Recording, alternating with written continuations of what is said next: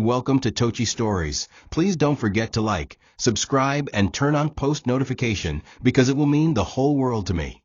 Now, let's get right into the story. Brace yourself. Tonia never planned to fall in love. She was too busy surviving. Born into a humble family of 5 in a dusty part of Benin City, she was the one who held everything together when things crumbled. Her father left when she was only 12, and from then on, life became a balancing act between hawking roasted plantain and reading by candlelight.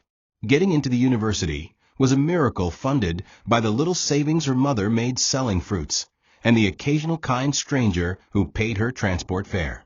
Tonia walked into her first lecture with dreams sewn into her heart, dreams of fashion, color, design, and creativity. She'd always sketched clothes in her notebooks as a child, dreaming of one day owning a boutique that would rival the foreign brands she saw online. But then came Chima, the charming, struggling boy who sold gadgets outside her hostel. He was everything Tonia thought she wanted: passionate, driven, full of big ideas about owning a tech company. Their late-night walks turned into sleepovers. His stories made her forget hunger. He kissed her like she was precious, and before long, he became her entire world. It was in her final year that the true test of love presented itself. Chima's small tech business hit a hard wall. Debts piled up, his kiosk rent expired, and he was on the verge of being chased out. He cried in front of her for the first time, his voice breaking as he said, "If I lose this, I lose everything I've worked for." Tonia looked at the money meant for her final year project and saw it as an opportunity to prove her love. Without hesitation, she handed it to him. "We'll find a way," she whispered, holding him tightly, believing love was enough. But love was not a receipt. Her project suffered. Her carryover became a mountain, and the university refused to bend. She begged, cried, appealed, but the answer remained the same. She'd have to spend another year. That year, all her mates moved on. Her name was missing from the graduation list. The pictures, the gowns, the joy. She watched it all from a window with tears in her eyes. Still, she didn't blame Chima. She told herself, "We're building something together. It's okay to lose now if we'll win together later." Tonia's mother was heartbroken, but she kept her pain hidden. Her siblings, especially her elder brother, warned her, "This boy you're dying for, will he die for you?" But Tonia was deafened by first love. She believed she was the rare story of a woman who stuck with her man through thick and thin and emerged with him in glory. She cooked for Chima, brought him lunch, and did his laundry while he worked on his gadgets and business plans. She sold some of her personal items, including her phone and shoes, just to support him. He told her, "You're different, Tonia. You're not like these slay queens." And those words fueled her loyalty even further. She believed she was the queen behind the scenes, helping her king rise. She wrote off the year she lost as a seed planted in love. But she didn't know she was watering a plant that would never bloom for her. Tonia's extra year was the most humiliating chapter of her young life. While her peers uploaded graduation pictures and got jobs in Lagos, she sat in crowded classrooms with students a year below her, trying to act normal while silently crying inside. Her project supervisor barely remembered her name. People whispered about her. "Isn't she supposed to have graduated?" But the real ache wasn't in the whispers. It was in Chima's absence. He no longer visited her on campus. His business had moved online, and he was now too busy to meet. At first, she made excuses for him. "He's working hard for us," she told herself. But the calls started reducing. The messages became dry. The love that once made her heart dance now left her doubting herself every night. And still, she endured. Her only comfort was sketching dress designs on the back of her old notebooks, pouring her pain into threads only she could see. During that lonely year, her family begged her to come home. Her mother fell ill. Her siblings were struggling. But Tonia stayed close to campus, holding on to the man she thought would change her life. She worked part-time as a cleaner in a student hostel, sweeping rooms filled with students who were younger than her, just to make ends meet. Sometimes, she passed by Chima's new shop but didn't go in. Something had changed. He had a new car, a new watch. Even his clothes smelled different, expensive perfumes and confidence she didn't recognize. She waited for him to show up at her hostel like old times, to call her my queen, and bring her a snack wrapped in nylon. But those days were gone. Chima had changed. And worst of all, he was drifting, and she was powerless to stop it. One evening, after her part-time cleaning job, Tonia went to surprise him with food. She waited outside his shop for almost an hour. Then she saw her Ella, the senator's daughter, light-skinned, driving a white Benz, with long lashes and nails like weapons.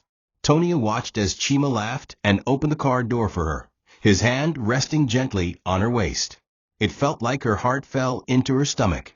She stood frozen. That night, he never returned her calls. For the first time, she didn't sleep. She lay on the hostel floor, staring at the ceiling, wondering how she became invisible to the only man she had ever loved. And still, in her naivety, she told herself, maybe it's not what it looks like. But even her voice sounded like a lie. Tonia's mother called her again and again, asking her to come home for a few days. We need to talk, her mother pleaded. But Tonia didn't want to face her family's disapproval. She didn't want to hear, I told you so, or see the look in her brother's eyes. She was tired of being reminded that she had failed, not just in school, but in life. So she stayed in the small room she shared with 2 other students, working part-time jobs and enduring the ache of abandonment.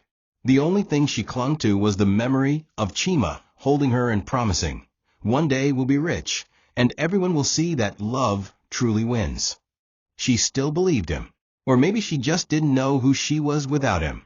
He had taken her first kiss, her body, her youth. She thought it meant forever.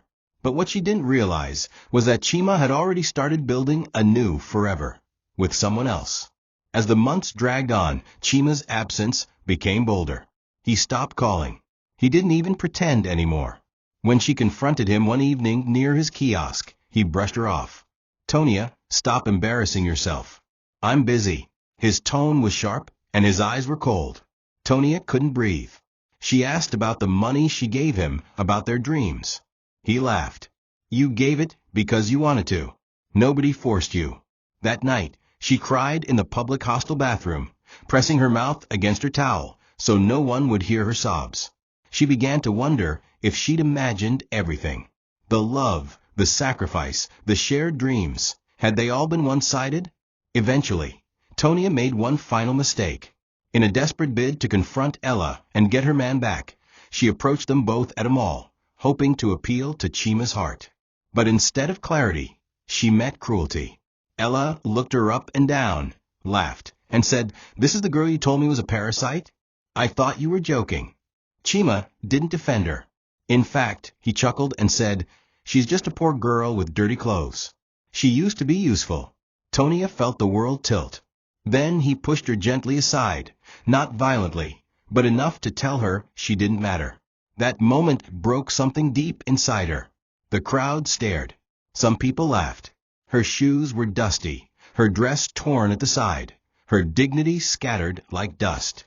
She went home with swollen eyes, ripped heart, and one bitter truth: love doesn't always reward the faithful.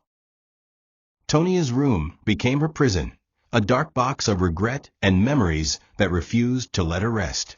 The once vibrant girl who used to hum while sketching gowns now sat in silence, staring at the walls as if they would open and swallow her pain. Her sketches, once carefully kept in a folder beneath her pillow, now sat abandoned, crumpled, and coffee-stained. She would sometimes pull them out, look at the graceful lines and imagined elegance, and wonder who that girl used to be. The girl who believed she could change the world with fashion. That dream felt like it belonged to someone else now, someone naive and foolish. All she had was heartbreak and a growing pit in her chest. She blamed herself for loyalty, her foolish belief that love was enough to trade everything. Her education, her comfort, her family's trust, for a boy who now saw her as beneath him. Days blurred into nights as her phone lay untouched. She had stopped answering calls from her mother. How could she face the woman who sacrificed her own meals to pay Tonia's school fees, only for her to throw it all away chasing love? How could she tell her that the same boy they warned her about had now called her useless? But the shame wasn't just from failure. It was from realizing she had no identity outside of Chima. Every plan, every sacrifice, every bit of herself was given to him. Now she had no degree, no money, no lover, and worse, no direction. Her mind replayed every moment she had said no to opportunities for his sake. When a scholarship opportunity had come for a fashion training program abroad, she had rejected it because Chima needed her around. When a lecturer offered to help her submit a late project, she had declined so she could stay with Chima during one of his business meetings. Every road she had not taken, every door she had walked past, they all screamed now, mocking her silence. But one thing stayed with her through the storm. The thread and needle she once picked up as a child when her mother couldn't afford to buy her clothes. She remembered stitching her school uniform in JSS 2 after it tore on a school chair. She remembered how proud her mother was. That memory came back to her like a whisper in the dark. One night, she picked up an old wrapper she had planned to throw away and stitched it into a crude handbag. The stitches were uneven, and the fabric was worn, but something stirred in her chest as she tied the last knot, something she hadn't felt in months. It wasn't confidence. It was possibility. That night, she dug out her sketches again, smoothing them with trembling fingers. The lines looked beautiful again, not because of Chima, not for anyone else, but because, for the first time, she saw herself in them. Maybe, just maybe, she could stitch her way out of this ruin. Ella was everything Tonia wasn't. Wealthy, confident, respected. Her pictures were on billboards beside her father during campaign season. She wore imported wigs and flew to Abuja just to get her nails done. And she was now the woman holding the heart Tonia had once believed belonged to her. But Ella wasn't just a threat because of her money. She was the mirror that reflected everything Tonia had lost. Chima changed overnight the moment Ella came into the picture. He spoke differently, walked differently, and even smelled different. He now posted luxury restaurant pictures and club snaps with people Tonia had never seen before. She became an embarrassing part of his past, the girl he once loved before real opportunities came. What stung the most wasn't that he cheated. It was that he replaced her without a word, as if she was a chapter to be closed. Tonia began to notice how much more frequently Ella appeared in Chima's life. Friends whispered that Ella's father had given Chima connections, even helped him secure a soft contract to supply gadgets to a senator's office. Chima had told Tonia they were just business friends, but business didn't involve sleepovers or matching outfits at beach parties. It was clear she had been discarded for someone who came with benefits. And yet, Tonia couldn't hate Ella, not completely. Ella didn't owe her loyalty. It was Chima who had promised forever. Still, the pain was too deep to reason through. Every post, every comment Ella left under Chima's pictures felt like a dagger twisting deeper into Tonia's chest. Her hands began to shake when she scrolled through Instagram, seeing Ella in outfits Tonia had once imagined herself wearing, as the future wife of a man who now walked beside someone else. When Tonia finally confronted them at the mall, it was desperation that drove her. She wanted closure. She wanted an explanation. Maybe even deep down, she hoped for a miracle, for Chima to look into her eyes and remember who she was. But instead, she was mocked. Ella laughed first, a sharp, high-pitched scoff that echoed across the marble floor. "This is the ex?" she asked, holding her expensive purse like she was afraid Tonia would stain it. Chima smirked. "Yeah, she's harmless. Just a beggar looking for pity." And that was the end. No apology. No guilt. Just dismissal. In that moment, Tonia saw everything clearly. Chima was not the boy she fell in love with. He was a man addicted to power and blinded by wealth. Ella might have been the spotlight, but Chima was the actor playing roles for survival. Tonia turned and walked away. She didn't cry, not yet. The tears came later in her room, where she tore apart the sketch she had drawn for their wedding attire, shredding it until only pieces of thread remained. Chima's distance was no longer emotional. It became physical.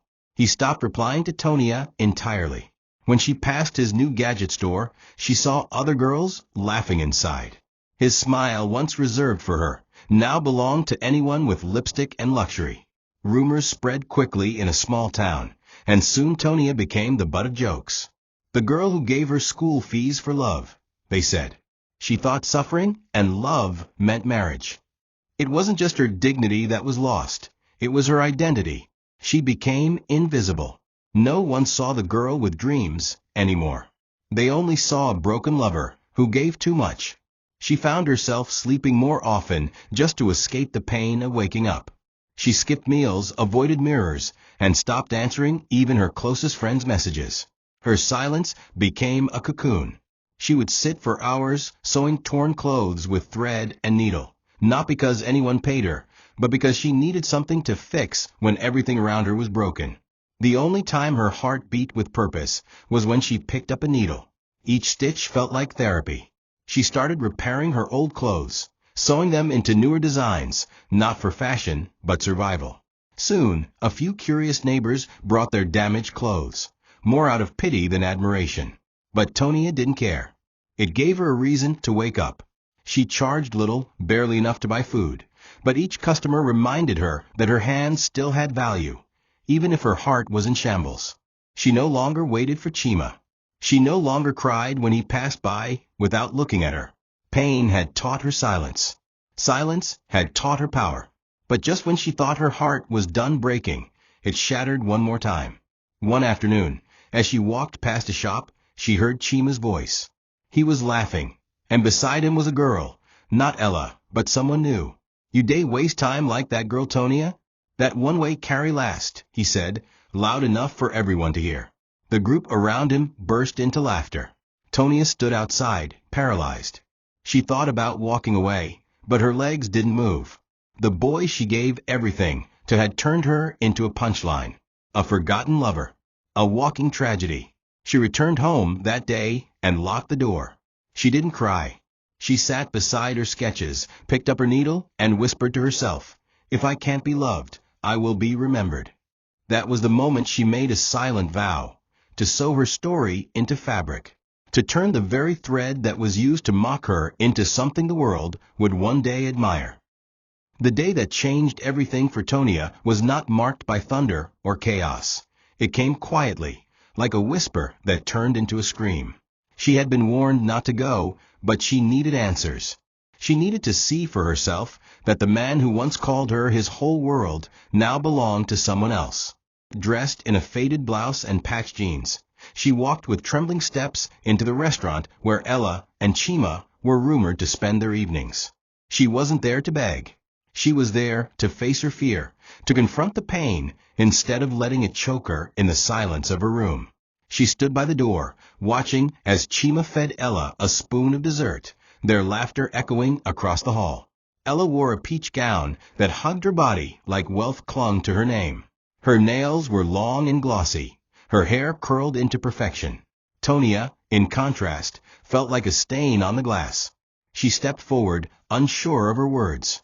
"Chima," she called, her voice barely louder than her heartbeat.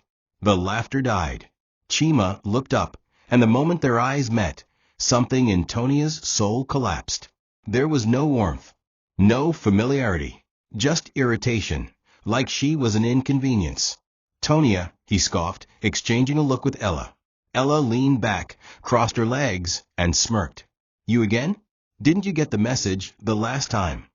Tonia ignored her, focusing on Chima. "I just wanted to talk. Just for a moment." But before she could continue, Chima stood up, his voice rising. "About what? What's there to talk about? That I moved on? That I upgraded?" The restaurant had grown silent. All eyes were on her now. Tonia's hands shook as she tried to speak, but Ella's voice cut through the air like a knife. "Chima, be careful, oh. She looks like she might ask for transport money." Laughter erupted from their table, cruel and sharp. And then it happened. Chima stepped toward her and pushed her lightly, but deliberately toward the door. "Stop embarrassing yourself. You're not part of this life anymore. Go back to your dirty needles." It wasn't the laughter that broke her. It was the realization that she had truly been erased. She stumbled out of the restaurant and into the street, her vision blurred with unshed tears. Her chest felt tight, like someone had reached in and stolen the last piece of her dignity.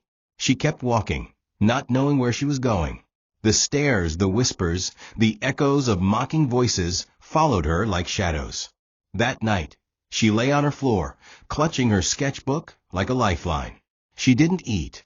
She didn't sleep. She just stared at the ceiling and whispered, "God, please give me strength." It was the moment her heart hardened, not with hatred, but with purpose. If they could laugh at her now, she would make sure they'd choke on that laughter one day. She didn't know how. She didn't know when. But a fire had started in her, quiet, fierce, and unrelenting. After the humiliation at the restaurant, Tonia shut herself in for days. Her friends stopped calling. Her mother sent messages. But Tonia couldn't bring herself to respond. Shame clung to her like sweat. She couldn't even look in the mirror. All she saw was a girl who had given everything for nothing. She stopped brushing her hair, stopped folding her clothes, stopped praying. But in the silence of her room, with only the sound of distant motorcycles and crying babies outside, Tonia began to relive the push. That gentle but public shove from Chima that sent her reeling. It wasn't just physical. It was symbolic. It was a final act that shoved her out of his life, out of their shared past, out of the dream she had built.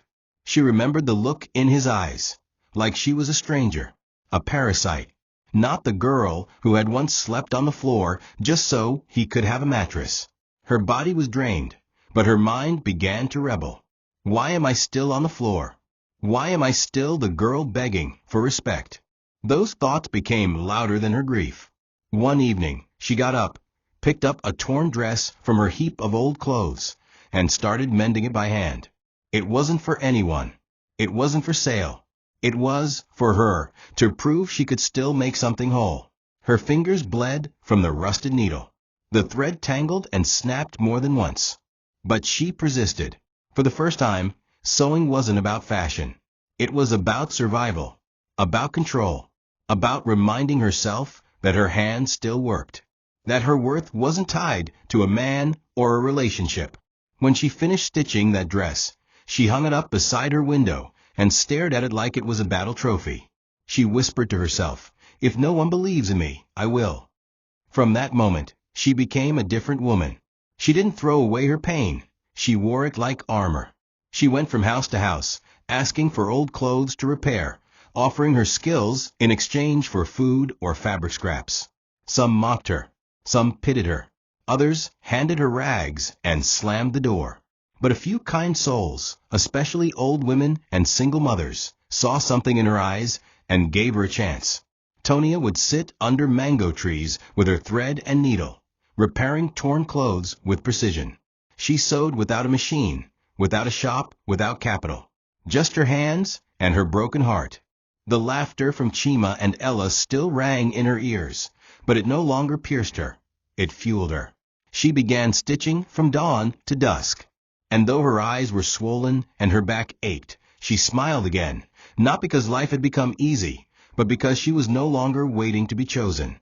She was choosing herself. The days that followed were filled with thorns and threads. Tonia carried a small plastic bag filled with needles, used thread, buttons, and scraps of fabric. Children mocked her on the streets. "Auntie Taylor," they teased, laughing as she passed with her ragged bag. One child threw a stone once. Another snatched one of her hand-stitched bags and ran off. People whispered, "She's losing her mind." And maybe she was, but not in the way they thought.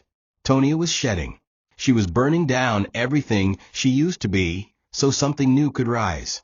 Every morning, she woke before sunrise, prayed in whispers, and set out to sew for anyone who would let her. She repaired wrappers, stitched torn pockets, fixed zippers, and occasionally made little purses from old jeans. Her fingers were rough, her eyes sunken, but her soul began to heal with every stitch she made. It wasn't fast. It wasn't pretty, but it was real. One afternoon, while sitting by a roadside kiosk mending an old woman's blouse, a voice called out, "Who taught you to sew like this?" Tonia looked up and saw a woman in her late 50s, regal elegant, and dressed in a simple but beautifully tailored ankara. Her name was Mama Remy, and she was a retired seamstress known for training some of the finest designers in the city. Tonia stood, quickly dusting her wrapper. I taught myself, Ma." Mama Remy stared at her handiwork, nodding slowly. Your hand is steady, but your soul is steadier. I can see it. That day, she invited Tonia to her home, a modest bungalow filled with threads, mannequins, and cloth from floor to ceiling. It was the closest thing to heaven Tonia had seen in years. Mama Remy didn't ask for money. She didn't ask for credentials. She simply said, if you want to learn, come early. If you want to cry, cry at night. But here you'll work. Tonia became her shadow. She swept the floor, sorted fabrics, ironed gowns, and learned the names of stitches she never knew existed. And when Mama Remy saw her hunger, she gave her a second-hand sewing machine. It was old and creaky, but it became Tonia's best friend. She trained for hours, sometimes forgetting to eat. And with every gown she practiced, every sketch she completed, she stitched a piece of herself back together. People still mocked her. Some still called her the girl who got dumped. But it didn't matter, because behind her tired eyes burned something fierce. A flame of purpose. A hunger to rise. Not for revenge.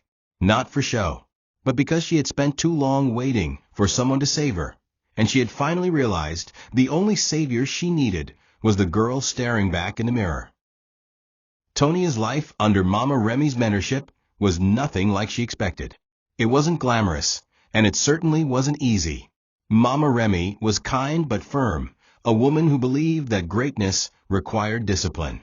Each morning began before the sun rose, and Tonia would walk miles just to arrive at the shop by 6 a.m. sharp. She'd mop the floors, untangle threads, and carefully iron every piece of cloth handed to her, all before her first sewing lesson even began. Mama Remy never praised too soon. She'd watch Tonia's work in silence, then shake her head slightly and say, "You can do better." That quiet criticism at first broke her, but over time it sharpened her. She began to take pride in her seams, in how her hands moved across fabric like a sculptor carving stories into skin.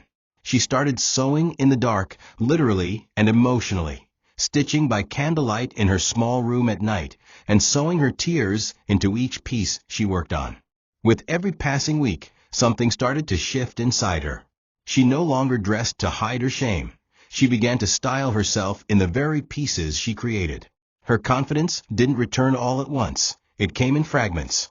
One day, it was the way she smiled when a customer complimented a hemline. Another day, it was how she corrected a neighbor who mocked her needle and thread hustle.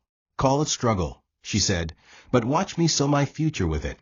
Those words spread quietly among a few in her neighborhood.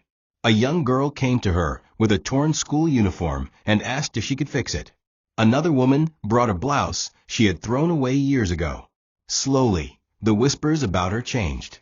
The same streets that once laughed at her now watched her with cautious curiosity. People still mocked, especially those who once knew her as Chima's girl. But their laughs no longer stung the way they used to. Pain had taught her to filter noise.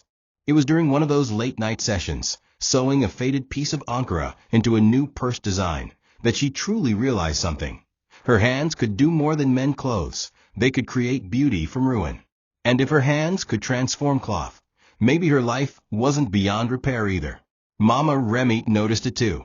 She began assigning Tonia more complex pieces, gowns, jackets, bridal blouses. "You found your voice in fabric," she said one afternoon, as Tonia adjusted the neckline of a custom order. "Now, you must learn to make others listen." Tonia didn't understand the full meaning of those words yet, but she carried them like a hidden blessing. She still had no brand, no followers, no money, but what she had now was the fire to build. And in the dark, when she looked at the flickering flame of her candle beside her machine, she whispered to herself, "This is not the end. This is the needle I'll use to write my story." Though Tonia had begun to rise, the world hadn't stopped mocking her. People's memories were long, and their tongues were sharper than blades. In the market, she still heard women giggle behind her back, whispering, "Isn't that the one who cried over a man in public?" When she passed through her street with colorful fabric bundled in her arms, little boys would sing, "Tailor Tonia, your boyfriend Joppa." Vendors chuckled, and some people offered her demeaning advice masked as kindness. "Try do something better with your life," one woman sneered. eyeing the small purse Tonia had sewn. "You know, go marry like your mates?" Tonia would smile politely, hiding the sting, and keep walking. She had learned that when people can't see your future, they judge you by your past. But what they didn't know was that every insult only made her sharper, every laugh only stitched her stronger. Mama Remy often told her, "You don't fight noise with noise. You fight it with results." But that was easier said than done. There were nights Tonia broke down in the tiny space she now rented with her meager income. She would hold onto the dresses she had spent hours stitching and cry into them, wondering if they would ever matter. Some customers underpaid her or never returned to pick up their clothes. Others praised her work but still gave her that pitiful glance, the kind reserved for stray dogs that followed you home. She wanted to scream at them all, "I am not pitiful. I am powerful."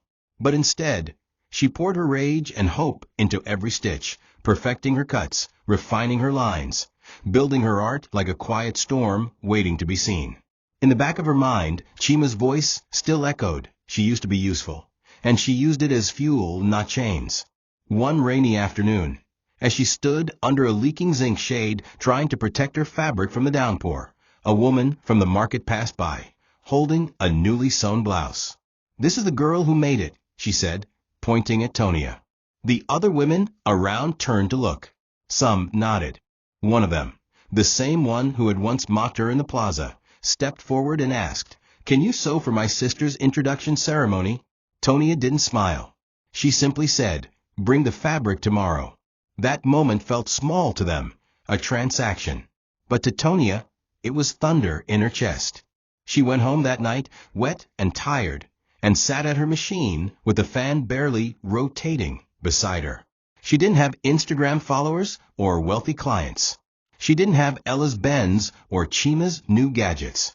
But she had hands that could create, a name that was starting to spread, and a heart no longer afraid of rejection.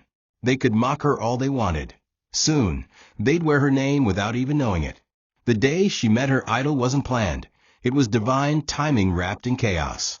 Tonia had been invited by Mama Remy to accompany her to a wedding she had sewn outfits for. It wasn't her place to go, but Mama Remy insisted. "You've been hidden for too long. Let people see your work and see your face." Tonia wore one of her own designs, a burnt orange skirt with layered pleats and a modest crop top made from leftover lace. It wasn't flashy, but it was hers. She sat quietly in the back row, observing the colors, the patterns, the fabrics. Then it happened. The bride's sister ripped her gown on a chair's rusty edge, and panic broke out. The MC was already announcing their dance-out. People scattered. The tailor was unreachable. The bride was nearly in tears. Tonia stood up before she could think twice. "I can fix it," she said. The room went silent. They hesitated, some scoffed, but desperation makes people open doors. Within minutes, Tonia was in a back room with a borrowed sewing kit, patching the torn gown from inside, her fingers steady and fast. The bride's sister was near tears. "It's beautiful," she whispered as she looked in the mirror. The gown looked untouched. Perfect. When they returned to the hall, applause followed. But the real miracle was yet to come. A tall woman in a flowing emerald kaftan approached Tonia during the reception. Her name was Lola Badamosi, founder of Badamosi Couture, one of Nigeria's most respected fashion brands. She had seen the scene unfold and asked to see Tonia's hands. "These are hands of grace," she said simply. "Do you sew professionally?" Tonia froze. She had no business card, no social media page, nothing but the gown she wore and a purse full of thread. "Not yet," she whispered. Lola smiled. "Come by my studio next week. I'd like to see more." Tonia couldn't sleep that night. Her fingers trembled with disbelief. She kept replaying Lola's voice in her head. "These are hands of grace." For the first time, someone who mattered saw her not as a charity case, but as a creator. She spent the next few days preparing her best sketches, reworking her old pieces, and cleaning her tiny room like she was about to birth something holy. When she walked into Badamosi Couture's studio the following week, everything changed. The air smelled of lavender and luxury. Fabrics hung like art on the walls. Interns scurried about with sketch pads. And in that space, Tonia, the girl once laughed at, shoved, mocked, was welcomed not as a joke, but as an artist. And though she still walked with her pain, her steps no longer dragged behind her. She was still poor, still unknown, but now she was undeniable. The studio at Bademosi Couture became more than just a learning space. It became a sacred temple, where Tonia's broken dreams were slowly rebuilt into tangible reality. Lola Bademosi didn't just hand her opportunities. She tested her hunger. Tonia was given scraps of fabric and told to create something worthy of a window display. She stayed up for 3 straight nights, sketching and stitching until her fingers were raw and her back cramped from sitting at the edge of her bed. She submitted a hand-sewn, off-shoulder ankara gown with delicate pleats and repurposed lace accents. When Lola saw it, she said nothing at first. Then she called her design assistant and said, "Display this at the front glass." It was like a dream, Tonia's first public showcase. Her name wasn't printed yet, but she stood outside the studio for hours just staring at the mannequin wearing her work. Strangers passed by and admired the dress, and every single compliment felt like a salve on old wounds. Word began to spread slowly, whispers of the girl with magic fingers who sewed elegance from scraps. Orders began trickling in, small at first. A birthday blouse, a custom gelly. Tonia treated each one like royalty. She didn't charge much yet, not because she doubted her worth, but because she was building her foundation stone by stone. She bought her first full roll of fabric with money she earned herself, and she cried over it like it was gold. For the first time, people came looking for her not with insults, but admiration. Even the market women who once mocked her came by asking, "Are you the girl from the glass window?" Tonia smiled gently and replied, "I'm just someone who sews with love." She still had no formal shop of her own, but her confidence became her brand. She would meet clients under mango trees, in church offices, and sometimes even on the roadside. But each time, her tape measure and thread were tucked under her arm like weapons of destiny. One evening, Lola handed her an envelope and said, "Apply for the Lagos Fashion District local showcase. You're ready." Tonia stared at it in disbelief. She had once watched that event on someone else's phone in her hostel room, dreaming of just attending. Now she was being invited to present.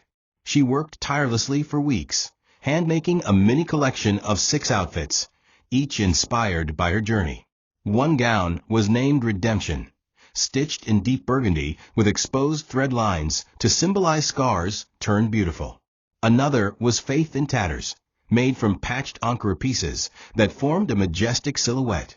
When she walked into the community fashion event, still humble, still without a brand logo, the crowd noticed her work. People clapped. Some cried.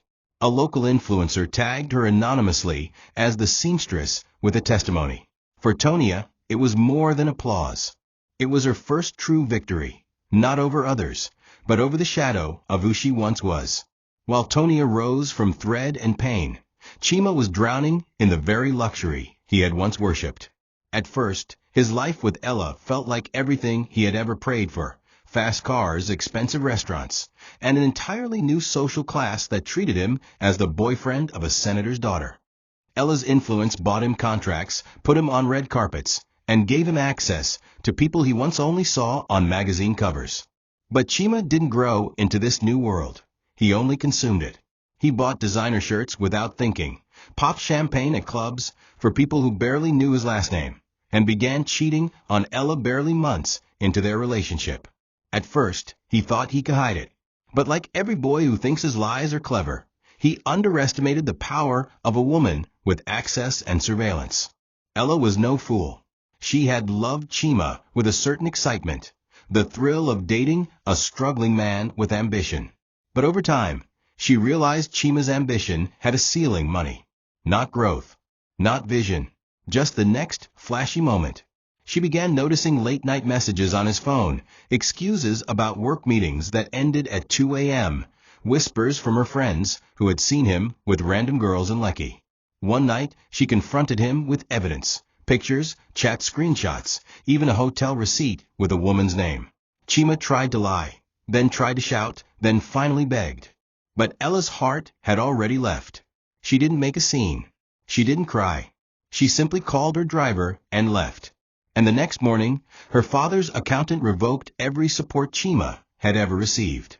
Bank cards declined. Contracts dissolved. The apartment? Seized. The Benz? Towed. Within 72 hours, Chima was back where Tonia had once found him, with nothing but his phone and regrets. He called Ella. She didn't answer. He texted her. She blocked him. Friends who had once toasted champagne with him stopped responding. Even the girls he cheated with disappeared. No one wants to ride in a broken-down car. Chima spent nights crashing on an old friend's couch, scrolling through Instagram, watching Ella's new posts that showed her traveling abroad and attending events with men he couldn't compete with. But one night, as he kept scrolling, he stumbled upon a tagged post. A simple blouse worn by a rising client, credited to a designer named Tonia. His heart skipped. He clicked the tag, and though there was no clear face on the page, the designs, the handwork, felt familiar. He zoomed in on a piece. It had to be her, his Tonia, the girl he mocked, the girl he shoved, the girl he erased. And now, the girl people were applauding. For the first time in a long time, Chima didn't feel powerful. He felt afraid. Afraid of what he had thrown away. Afraid of what she had become. Chima's descent was neither swift nor loud. It was a slow suffocation. At first, he thought it was a setback. He told himself he just needed one more plug, one more connection to bounce back. But weeks turned to months, and nothing worked. The girls no longer flirted with him at lounges. The bouncers at the clubs he used to frequent didn't let him in. Even his old classmates avoided him. He tried to revive his tech kiosk idea, but with no capital, no reputation, and a stained record of failed deliveries, no one was willing to partner with him. His own family, once skeptical of his flashy lifestyle, offered no help. His younger brother mocked him. His mother said, "Go and beg the girl you left."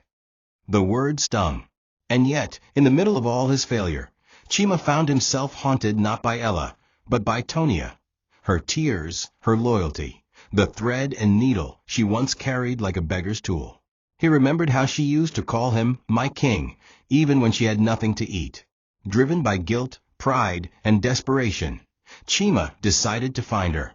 He asked around, made calls, and finally got an address to a modest fashion store at the edge of the city.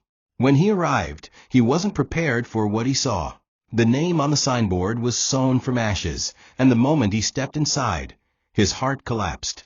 The studio was elegant in its simplicity. Polished floors, mannequins dressed in regal designs, sewing machines lined with staff in branded aprons.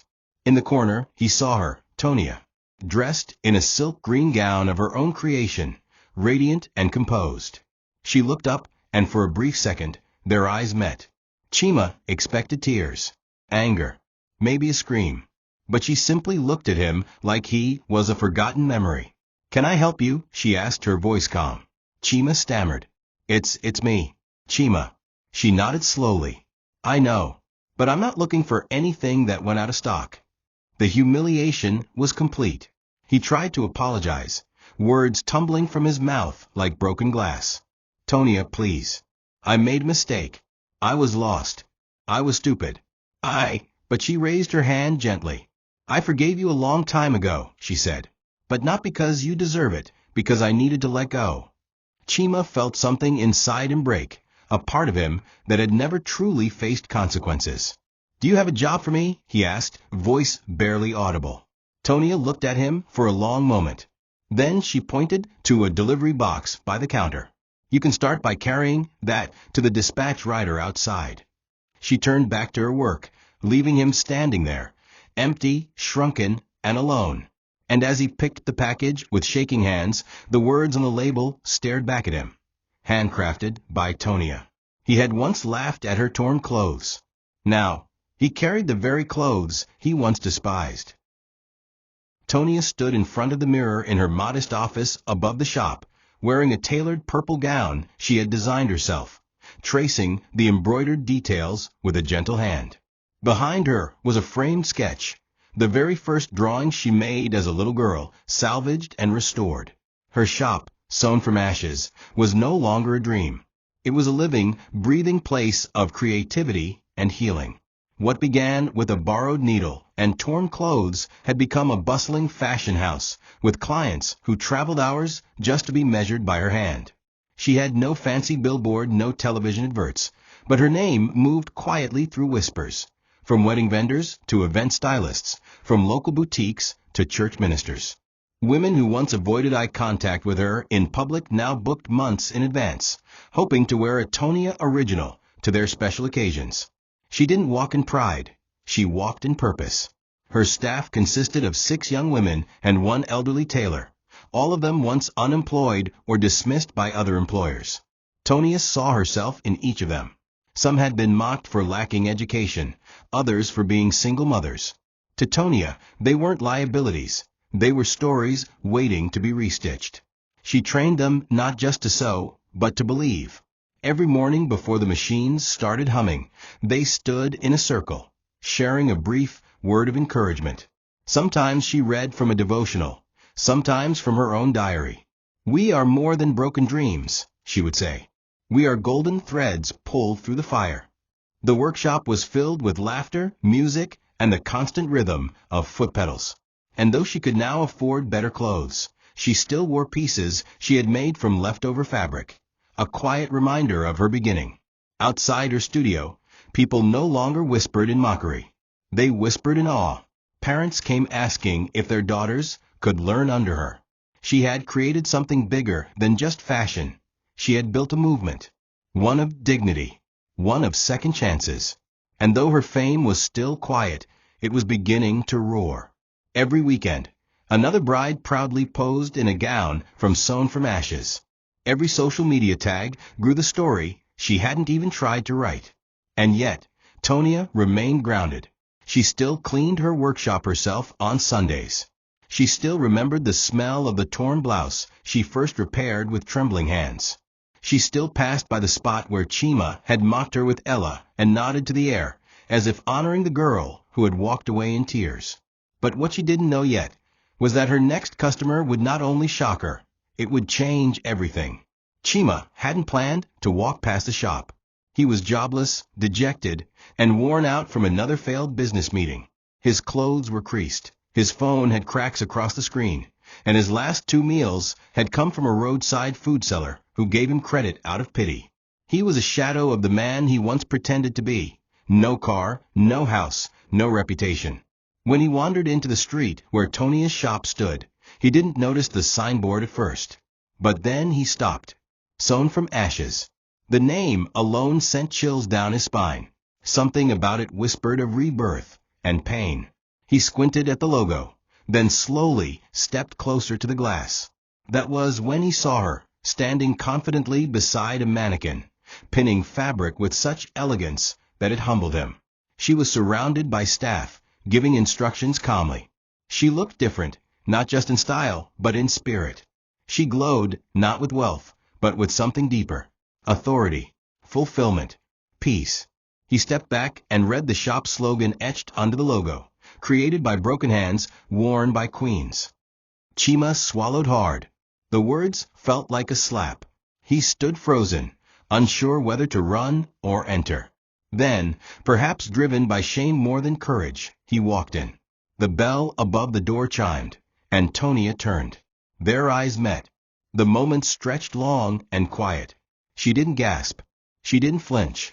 She simply looked at him, like she was seeing a stranger whose story she had once read and shelved. "Welcome," she said, her voice steady. "Please take a seat. Do you have a fitting?" Chima was thrown off.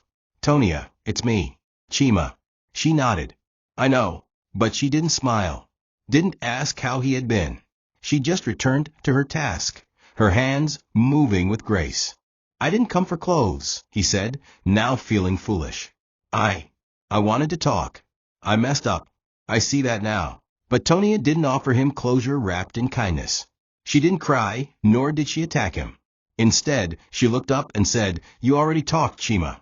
With your actions. With your silence. With your laughter that day." Chima lowered his gaze. shame choking him. I lost everything, he admitted. And I know I deserve it. She finally walked over, standing tall.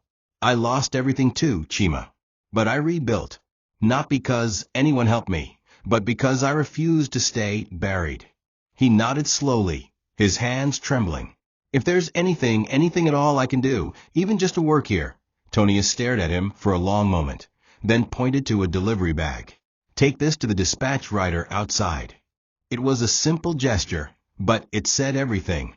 He walked out carrying her creation, a silent emblem of the woman he had laughed at, who now dressed those he once tried to impress.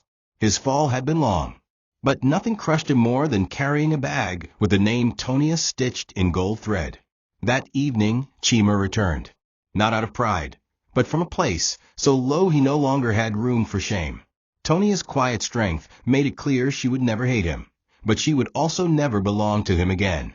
Still, he sat outside the shop, like a broken man seeking shelter. Tonia noticed him, but said nothing. When the shop closed, she stepped outside with her handbag, paused by the door, and asked, "Why are you here?" Chima looked up, his voice hoarse. "Because I have nowhere else to go. And because I finally see what I lost." Tonia leaned against the doorframe. "You didn't lose me. You threw me away." He nodded slowly. "I know. There was no crowd this time. No fancy restaurant. Just two people, once in love, now separated by the consequences of selfishness and silent pain. Tonia, I don't expect forgiveness, but I need to say it anyway. I'm sorry." His voice cracked on the last word. "For everything." Tonia stood silently. "Do you know what hurt the most?" she asked, voice barely above a whisper. "It wasn't the cheating. It wasn't even the push. It was how you made me feel like I was disposable, like love meant nothing after I'd given up everything for you." Chima wiped his face with the back of his hand. "I didn't know how to handle love. I wanted the world, and I thought I needed someone like Ella to get it. But she didn't know my soul. You did, and I betrayed that." Tonia sighed deeply. "You didn't just betray me, Chima. You buried me. But I rose." Her voice didn't shake. Her strength was calm, forged from years of quiet suffering. "And now you want to return to what? A version of me that no longer exists." He looked up at her, tears in his eyes. "I want to serve you, help you, even if from afar. I want to at least be a part of what you built." Tonia didn't respond immediately. She walked to the corner and handed him a broom. "Then start by cleaning. Not just here, but your own life." Chima dropped to his knees, not as a dramatic gesture, but because he was too tired to pretend anymore. Tonia walked past him, entered her car, and drove off into the evening. She didn't cry. She didn't look back. She had cried enough. And while the pain still lingered like an old scar, it no longer bled. She had already mourned the boy she once loved. What stood behind her now was a man learning humility too late. The girl who once begged for crumbs had become the woman writing checks. Her silence was no longer weakness, it was power. And Chima, he finally understood what it meant to laugh at someone and not know that destiny was still threading their needle behind the scenes. He had laughed at her rags, but now he was begging at her gate. Tonia was in the middle of finalizing a wedding gown design when her secretary walked in and said, "Madam, there's a guest asking to see you." She said her name is Ella. The name rang like a distant thunderclap in Tonia's heart. She looked up, stunned. It had been almost a year since she'd last seen Ella, the woman who stood beside Chima the day he mocked and pushed her in public. The same Ella who once scoffed at her dusty clothes and called her a gold digger. Tonia hesitated, but curiosity won. When she entered the waiting area, she was taken aback. Ella was seated, dressed in modest clothing, her makeup lighter, her posture more reserved. She stood as Tonia entered, and for the first time ever, Ella bowed slightly. "I came to apologize," she said softly. "Not as the senator's daughter, just as a woman who didn't know better." Tonia folded her arms, waiting. Ella's voice cracked. "When I found out about Chima's cheating, I wanted to deny it. I fought to keep him, but it was all fake. I should have seen it sooner, but pride blinded me. Then I started hearing about your work, about this place. I didn't even recognize the name until someone said, "That's the girl Chima dumped." She wiped her eyes. I was shocked. You became everything they said you couldn't. Tonia stayed quiet, her face unreadable. I don't need you to forgive me, Ella continued, but I do need you to know I was wrong. Terribly wrong. The silence that followed wasn't heavy. It was cleansing. Tonia, finally Saturday. It wasn't just about Chima. You laughed at my pain, at my clothes, at my life. Ella nodded, ashamed. I did. And now I wear the same pain. People only see my father's money. They don't see the girl who lost everything for love, just like you. The air shifted. Not with judgment, but understanding. Tonia saw the truth in Ella's eyes. The same emptiness she once saw in her own reflection. They talked for over an hour. About love, loss, and the price women pay for trusting too deeply. Ella, moved by Tonia's story and her rise, made an offer. I have friends who organize high-profile fashion events. If you ever want a showcase, I'll link you. No strings attached. Tonia hesitated, then smiled faintly. Help me sew for politicians' wives instead. I don't need red carpets. I need work. That night, Ella called her network, and within a week, Tonia received multiple requests to design custom attire for ministers' wives, even a governor's daughter. What began in envy ended in sisterhood. Two women, once at odds over a man who gave neither of them peace, now standing together, not as rivals, but as redeemed souls who understood that healing isn't always loud. Sometimes it whispers in fabric and forgiveness. It was a bright Saturday morning when Tonia stood before the mirror in her private dressing room, putting finishing touches on a gown made for the daughter of a presidential aide. The gown shimmered with silk woven with delicate beads, every stitch sewn with precision. As she stepped back to admire it, the door creaked open and one of her assistants called out, "Madam, dispatch rider Day outside, but you won't believe who came with him." Tonia raised a brow. Who? The assistant hesitated. It's Chima. Tonia inhaled slowly, then followed her downstairs. And there he was, holding two large garment bags, sweat on his forehead, his shirt slightly torn near the collar. He looked older now, not in age, but in life, as if his pride had been slowly ironed out by hardship. "Good morning, Ma," he said quietly. "Here are today's deliveries." Clients passed by the shop and smiled at Tonia without noticing the man beside her. To them, he was just a delivery boy, another helper. No one knew that he was the same man who once mocked her before crowds. Tonia collected the bags and thanked him. "You're early today," she said plainly. Chima nodded. "I've learned not to waste time anymore." There was no anger in her voice, no condescension, just calm authority. A young bride-to-be walked in moments later, hugged Tonia excitedly, and said, "I still can't believe you're doing my dress. You're a blessing." Chima watched in silence, realizing this was no longer a dream. Tonia wasn't just someone who had risen. She had become the woman people looked up to, respected, celebrated, remembered. And he, who once called her a waste, now carried the proof of her genius in garment bags made by hands he once belittled.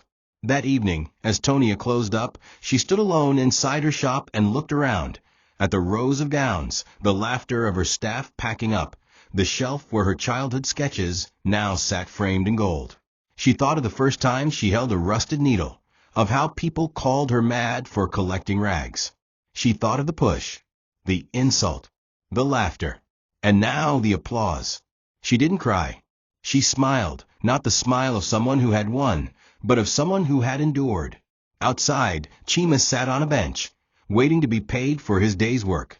She stepped out, handed him an envelope, and said, "Thank you." He looked up, his eyes glassy. "I'm proud of you, Tonia." She didn't respond. She just walked to her car and drove off, her head high, her purpose fulfilled. The girl they laughed at now stitched garments for queens. And the man who once mocked her? He now carried her name on his back, one delivery at a time. Thank you for watching this video. What did you learn from this story?